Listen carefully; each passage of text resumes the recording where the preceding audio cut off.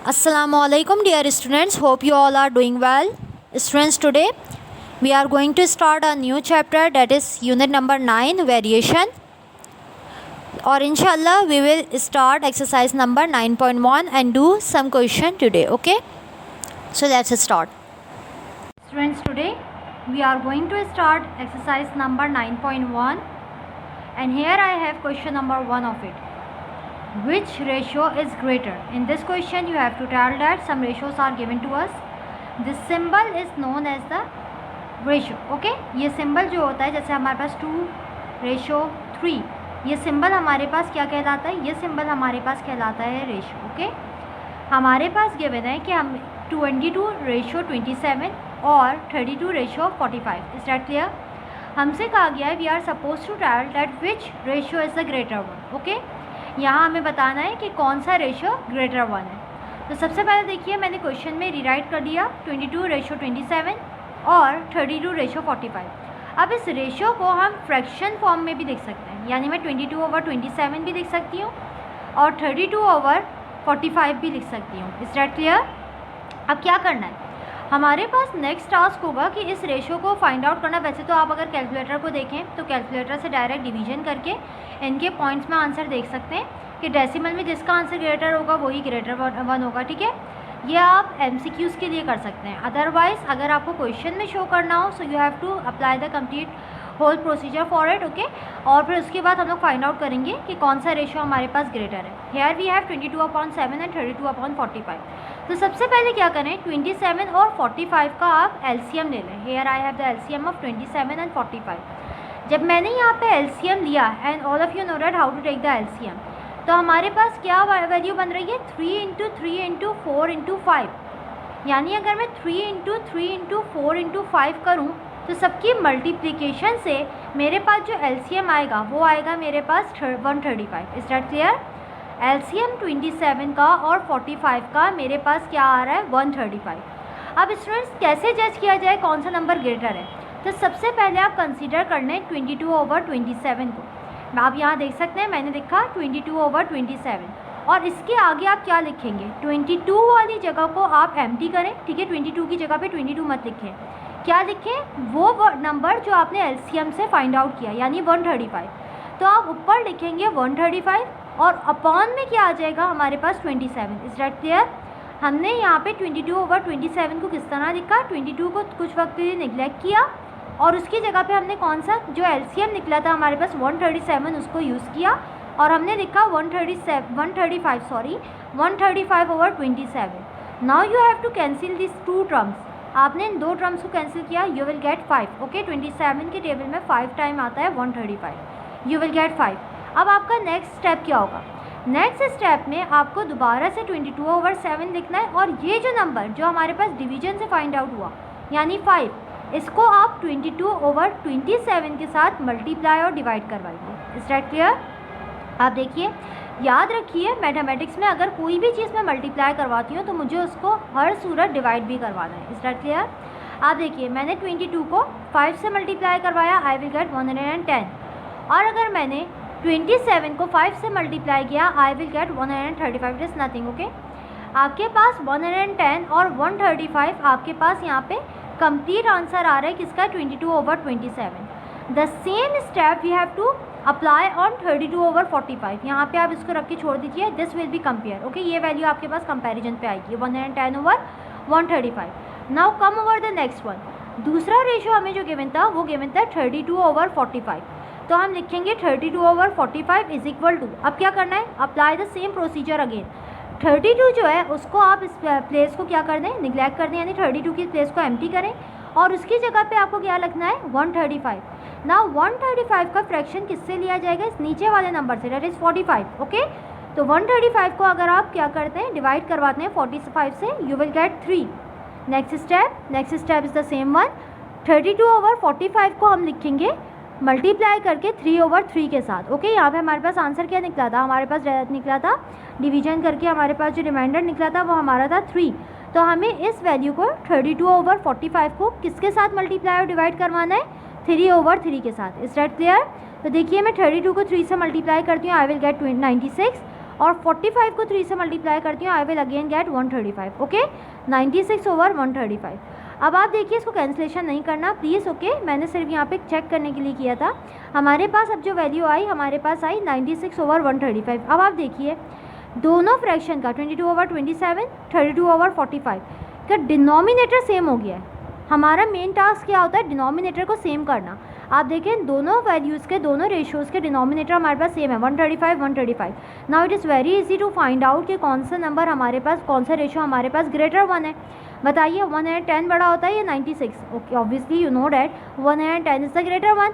तो what will be the answer? 110 का answer किससे आया? 110/135 किससे आया? 22/27. तो हमारा आंसर क्या होगा? 22/27 is the greater one. Is that clear? I hope it is clear. Now students, here I have the next question, that is question number 2. Find the ratio compounded of what is known as compounded ratio. ठीक है बेटा, पहले देखिए आप लोग compounded ratio किन ratios को कहते हैं. अगर सपोज करो हम लोगों के पास इस तरह के रेशियो गिवन है, ठीक है, 2:3. It is only for the example. Okay, मैं बता रही हूँ यहाँ पे कंपाउंडेड रेशियो किनको कहते हैं, कॉमा 5:6. ओके, तो हम लोग किस तरह से इन रेशियोज़ को लिखेंगे? हम लिखेंगे 2, ये जो फर्स्ट वाला है ना, ये मल्टीप्लाई होगा फर्स्ट वाले से, यानी हम लिखेंगे 2 मल्टीप्लाई बाय 5, और डिनोमिनेटर में क्या आ जाएगा? 3 और 6, यानी लिखा जाएगा 3 मल्टीप्लाई बाय 6. ओके, यानी ये तरीका होता है कंपाउंडेड रेशियो बताने का. Is that clear? Now students, you can see here we have question number 2 regarding compounded ratio.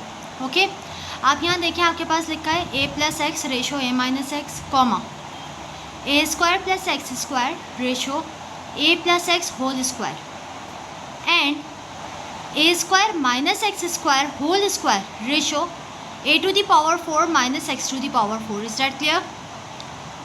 So in this question, first of all we have to design it into the compounded form. Okay, सबसे पहले हमें क्या करना है? Compounded form में इसको convert करना है.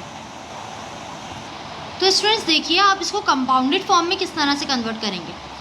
इसका फर्स्ट रेशियो, इस यानी पूरे कंप्लीट एक्सप्रेशन का फर्स्ट रेशियो यानी a प्लस एक्स, फिर हमने कौन सी साइन लगाई? मल्टीप्लाई की. उसके साथ क्या लिखा? इस वाले का फर्स्ट रेशियो यानी numerator a square plus X square. Is that clear? फिर हमने मल्टीप्लिकेशन की साइन लगाई, फिर हमने क्या लिखा? a प्लस एक्स का स्क्वायर, और इस वाले के बाद हमारे पास क्या हो जाएगा? a प्लस एक्स, सॉरी मैंने कुछ गलत बोल दिया, इसका फर्स्ट वाला, ठीक है, आप टिक लगा लीजिएगा इसका इस तरह मेरी तरह से. ठीक है, ये कंपाउंडेड रेशियो का ये न्यूमिनेटर डिनोमिनेटर, फिर ये वाला न्यूमिनेटर ये डिनोमिनेटर. तो ये न्यूमिनेटर हो गया, या ऊपर n लिख दें, कोई मसला नहीं है. सिमिलरली ये न्यूमिनेटर ये डिनोमिनेटर, तो ये आ गया मेरे पास न्यूमिनेटर. अब इस वैल्यू और इस वैल्यू को आप मल्टीप्लिकेशंस की साइन लगाते हुए लिख दीजिए. Is that clear? अब डिनोमिनेटर हमारे पास क्या होगा? ये वाली चीज़, ये डिनोमिनेटर है, ये डिनोमिनेटर है, and this one is denominator.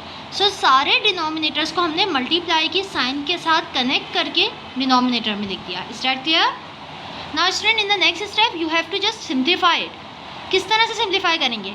First expression को एज इट इज छोड़ दीजिए, सेकेंड एक्सप्रेशन को एज इट इज छोड़ दीजिए. You will get some point कि मैंने इनको एज इट इज क्यों छोड़ा.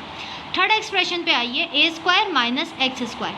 अब बताइए A square minus x square A square minus B square के फॉर्मूले से ओपन होगा, that is A plus B और ए माइनस बी. ओके, तो मैंने A square minus x square पे ए प्लस बी और ए माइनस बी का फॉर्मूला अप्लाई किया, तो क्या हो जाएगा? A plus X and A minus X, it is X. Okay, A plus X और A minus X. Is that clear? और उसके ऊपर हमारे पास क्या आ गया? Whole square. ओके, डिनोमिनेटर पे आइए, डिनोमिनेटर पे ए माइनस एक्स को एज इट इज लिख दीजिए, ए प्लस एक्स के होल स्क्वायर को एज इट इज लिख दीजिए. नाउ स्टूडेंट्स, हम इस ए की पावर 4 को, क्या मैं ऐसे लिख सकती हूँ? ए की पावर 4 को ए स्क्वायर का whole square, obviously I can write it like this. ठीक है, तो ए स्क्वायर इंटू स्क्वायर मैंने ए की पावर 4 को लिख दिया, माइनस की साइन, एक्स की पावर 4 को मैंने इसके स्क्वायरिंग्स में ब्रेक करके लिख दिया, एक्स की power square into whole square. So in the next step आप लोगों के पास ये वाली कंडीशन आ गई. ओके, नेक्स्ट स्टेप में देखिए कुछ कैंसिल हो रहा है या नहीं हो रहा. देखिए यहाँ पे कोई टर्म्स कैंसिल हो रही हैं, no right now it's not cancelling each other, अभी कैंसिल नहीं हो सकता। अगर आप ये बात बोलें कि a प्लस एक्स का होल स्क्वायर इससे कैंसिल हो रहा है तो अभी नहीं होगा जब तक हम इसके ऊपर स्क्वायरिंग अप्लाई नहीं कर देते। तो नेक्स्ट स्टेप देखिए, इस वाली वैल्यू को एज इट इज लिखिए, इस वाली वैल्यू को एज इट इज हमने लिखा। फिर हमने क्या किया, जो स्क्वायरिंग थी आपको पता ही ये ब्रैकेट के अंदर इधर भी अप्लाई हो रही है और इधर भी अप्लाई हो रही है, तो मैंने इसको अप्लाई कर दिया, a प्लस एक्स का होल स्क्वायर और a माइनस एक्स का होल स्क्वायर लिख दिया। Is that clear? डिनोमिनेटर पे आइए, डिनोमिनेटर की फर्स्ट टर्म और सेकंड टर्म मैंने एज इट इज लिखी, ठीक है, मल्टीप्लिकेशन की साइन के साथ। थर्ड पे आइए, a स्क्वायर का whole square minus x square का होल स्क्वायर।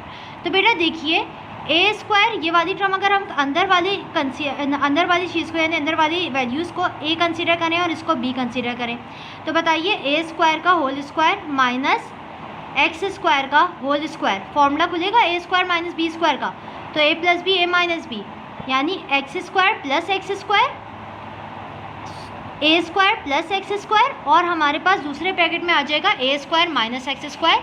हमने यहाँ पे a कंसीडर कर लिया है a स्क्वायर के इक्वल और x कंसीडर कर लिया है एक्स स्क्वायर के इक्वल। Is that clear?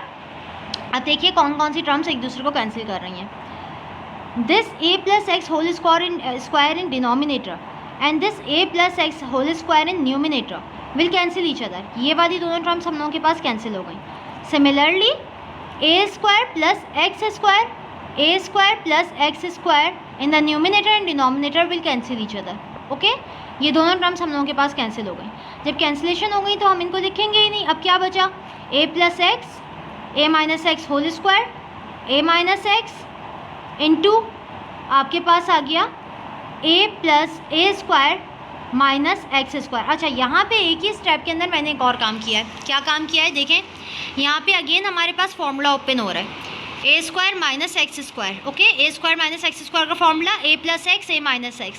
तो नेक्स्ट स्टेप में मैंने यहाँ पे फॉर्मूला ओपन कर दिया है, a प्लस एक्स और a माइनस एक्स लिख दिया, सो डैट हमारे स्टेप्स कम से कम हो और हमारी सॉल्यूशन ज़्यादा हो जाए।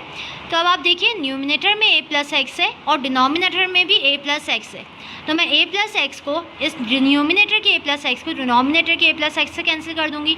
तो नेक्स्ट स्टेप मेरे पास क्या आया, a minus x whole square. और अब आप ये देखिए ये टर्म a माइनस एक्स और a माइनस एक्स 2 टाइम्स है, तो बताइए a माइनस एक्स का स्क्वायर लिखा जाएगा, ऑब्वियसली डिनोमिनेटर में हमारे पास आ जाएगा a माइनस एक्स का होल स्क्वायर। तो this a minus x whole square in numerator and a minus x whole square in denominator will cancel each other and we will get 1:1।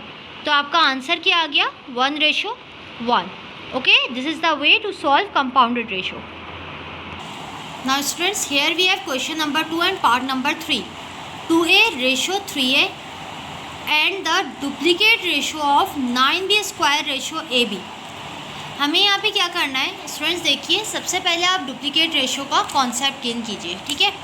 Duplicate ratios आपके पास page number 198 पे given है। आइए इस definition पे and mark it in your book.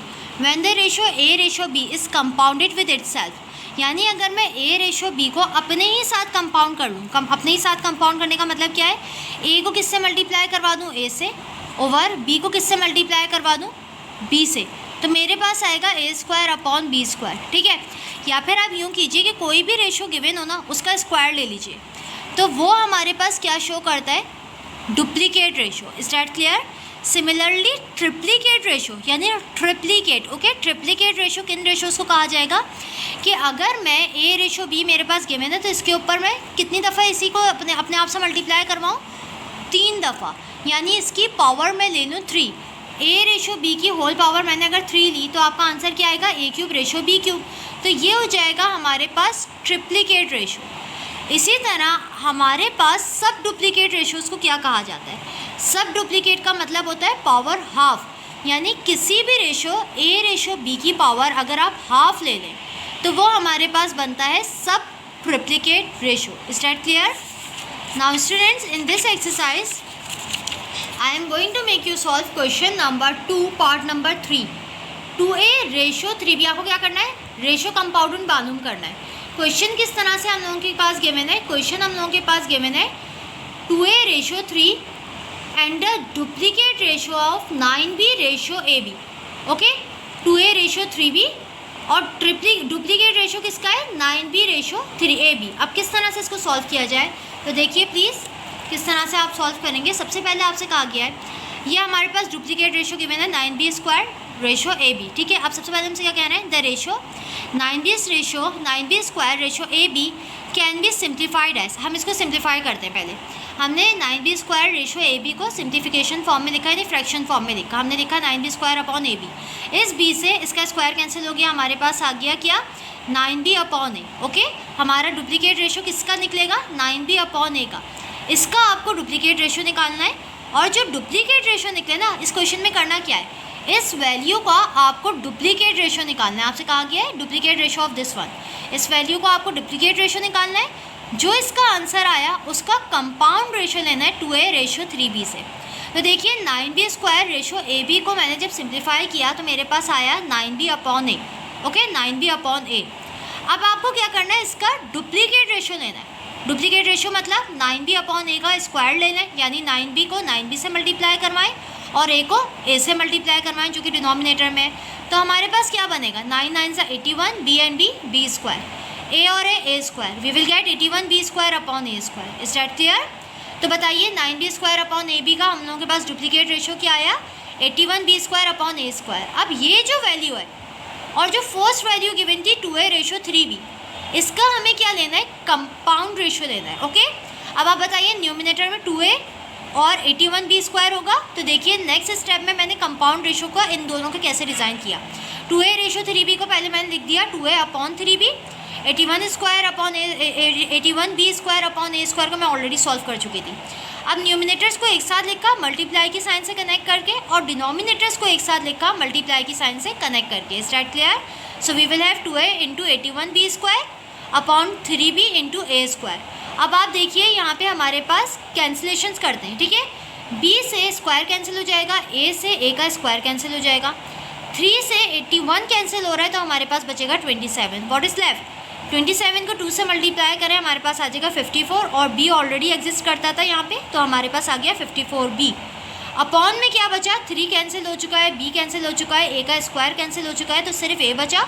So 54b upon a means 54b ratio a is our required answer. Is that clear? Now students, here we have the next question, that is question number 3। x plus 7 रेशो 2 into the bracket x plus 14 is the duplicate ratio of 5 ratio 8। Find x, यानी ये जो value है ना, ये duplicate ratio है 5 ratio 8 की। सबसे पहले हमें क्या करना है, फाइंड x। तो बेटा सबसे पहले हमें क्या करना है, डुप्लीकेट रेशो के बाद कौन सा वर्ड यूज़ हुआ है, 5 रेशो 8। तो बताइए डुप्लीकेट रेशो हमें सबसे पहले किसका लेना पड़ेगा, 5 रेशो 8 का। देन हम इस टर्म को किससे कंपेयर करेंगे रेशो लेने के बाद, इस वाली टर्म से। Is that clear? तो देखिए हम किस तरह से सॉल्व करते हैं। सबसे पहले मैंने क्या किया, डुप्लीकेट रेशो ऑफ 5 रेशो 8 लिया। तो 5 रेशो 8 को किससे मल्टीप्लाई करवा दिया, 5 रेशो 8 से, या फिर उसका स्क्वायर ले लें। 5 5 से 25 ओवर 8 8 से 64। अब हमसे क्या कहा गया कि ये चीज़ जो है ना इक्वेट करवानी है, हमें x की वैल्यू चाहिए। तो इस वैल्यू से हमें डुप्लीकेट रेशो की वैल्यू को क्या करवाना होगा, हमें इक्वेट करवाना होगा। लेकिन किस तरह से, सबसे पहले आप देखें 7 plus x plus 7 ratio 2x plus 14 को मैं फ्रैक्शन फॉर्म में लिख देती हूँ, और एट द सेम टाइम मैं डिनोमिनेटर को सिंप्लीफाई भी कर सकती हूँ। x प्लस 7 लिखा मैंने न्यूमिनेटर में, अपॉन 2 को x से मल्टीप्लाई किया 2x, प्लस 14 को 14 को 2 से मल्टीप्लाई किया, तो मेरे पास आ गया 28। ठीक है, तो इस फॉर्म को हमने क्या बना दिया, x plus 7 upon 2x plus 28। Is that clear? अब मुझे कौन सी टर्म को किससे कंपेयर करवाना है, यस 25 रेशो 64 को मुझे कंपेयर करवाना है x plus 7 ratio upon 2x plus 28 से। तो हमने लिखा x plus 7 upon 2x plus 28 is equal to 25 upon 64। Now you can easily get the value of x by cross multiplying this term. Okay? तो students देखिए next step में मैंने cross multiply किया, 64 के पास आ गया, 64 के साथ मल्टीप्लाई करेंगे x प्लस 7 को, 25 के साथ मल्टीप्लाई करेंगे 2x प्लस 28 को। Now simplify it all, 64 into x will become 64x plus 64 into 7 will become 448 is equal to 25 into 2x will become 50x plus 25 into 28 will become 700. Now arrange all the terms, यानी आपको अच्छी तरह पता है क्या करना है नेक्स्ट स्टेप में. All the variable will be together and constant will be on the other side. 64 के साथ मैंने 50x को उधर ले गई इज इक्वल टू के लेफ्ट हैंड साइड पे. यहाँ प्लस 84 को मैं राइट हैंड साइड पे ले जाती हूँ तो ये माइनस 84 हो जाएगा. Now simplified. 64x minus 50x will become 14x is equal to के बाद 700 minus 448 will become 252. Now we know that 14x के साथ मल्टीप्लाई हो रहा है इज इक्वल टू के बाद जाके डिवाइड हो जाएगा. तो हम 252 से 14 को डिवाइड करते हैं by cancelling each other. We will get the value of x as 8. Okay, so 8 is the value of x. Okay, now here we have the next question. This is question number 4. Find two numbers in the ratio of 7 plus 12 so that the greater number exceed the smaller number by 275. हमें क्या करना है, हमें ऐसे दो numbers find out करने हैं. किसके रेशो में?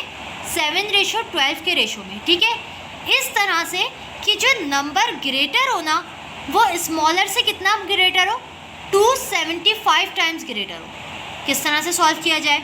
सबसे पहले हमें दो नंबर नहीं पता. ठीक है, एक स्मॉलर नंबर है, एक ग्रेटर नंबर है. तो सबसे पहले let's suppose the smaller number is x. तो आप देखिए, so the greater number will be, अगर स्मॉलर नंबर x है तो ग्रेटर नंबर हमारे पास x प्लस 275 होगा. ऐसा क्यों है? क्योंकि बेटा देखिए, हमारे पास जो ग्रेटर नंबर है वो कितने टाइम एक्सीड कर रहा है?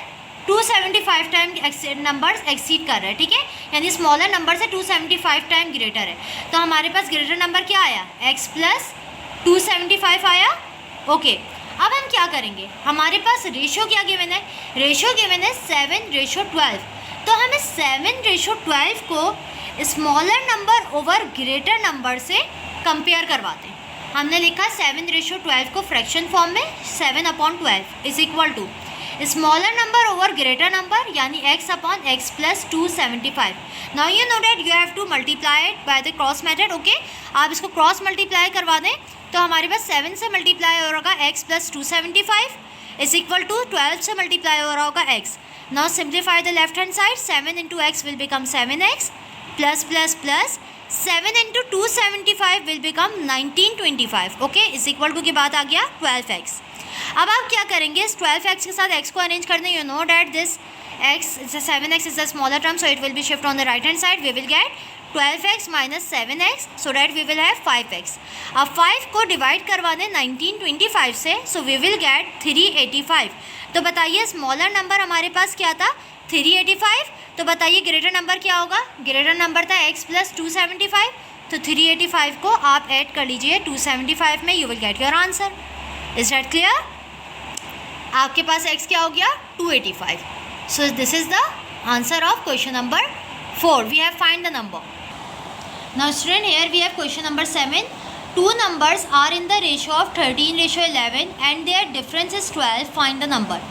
दो नंबर्स हमारे पास किस रेशो में है? 13:11 में, और उनका डिफरेंस 12 आ रहा है. ओके, हमें नंबर मालूम करना है. सबसे पहले हमें दो नंबर नहीं पता, तो हम लोग क्या करते हैं? अगर हमारे पास दो नंबर आ रहे हैं 13:11 में, तो पहले नंबर को हम कंसीडर कर देते हैं 13x और दूसरे नंबर को हम कंसीडर कर लेते हैं 11x. ठीक है, अब इन दो नंबर्स का जो डिफरेंस आ रहा है वो आ रहा है हमारे पास 12. यही बोला गया था. हम लिखते हैं 13x minus 11x is equal to 12. तो बताइए 13x minus 11x is equal to 12 क्या होगा? 13x minus 11x will become 2x is equal to के बाद 12. तो देखिए x मेरे पास क्या आया? 2 को डिवाइड करवा दें तो 12/2 मेरे पास क्या आया? 12/2 आ गया मेरे पास 6. तो देखिए x की वैल्यू क्या आ गई? 6. अब बताइए फर्स्ट नंबर क्या होगा? फर्स्ट नंबर हमने 13x कंसीडर किया था, सेकेंड नंबर हमारे पास 11x था. तो फर्स्ट नंबर यानी 13 को आप 6 से मल्टीप्लाई करवा दें, 1878. ओके, और सेकेंड नंबर को कैसे मालूम करेंगे? 11 को आप x से मालूम मल्टीप्लाई करवा दें, x यानी 6. तो 11 6 66. समझ आ गई बात? अब इन दोनों को आप माइनस करके देखें तो आपकी वेरिफिकेशन भी हो जाएगी. 78 को 66 से माइनस करें, आपका आंसर 12 आ रहा है. It means that we have applied the correct procedure, okay, to solve this question. I hope it is clear for all of you. You can easily do it at your home. Now here I have home assignment for you. Do solve question number 1, part number 1, question number 2, part number 1, question number 5 and 6 of exercise number 9.1. You are supposed to copy down all the solved questions from this lecture as well. Is that clear? It is enough for today. Thank you so much. Allah Hafiz.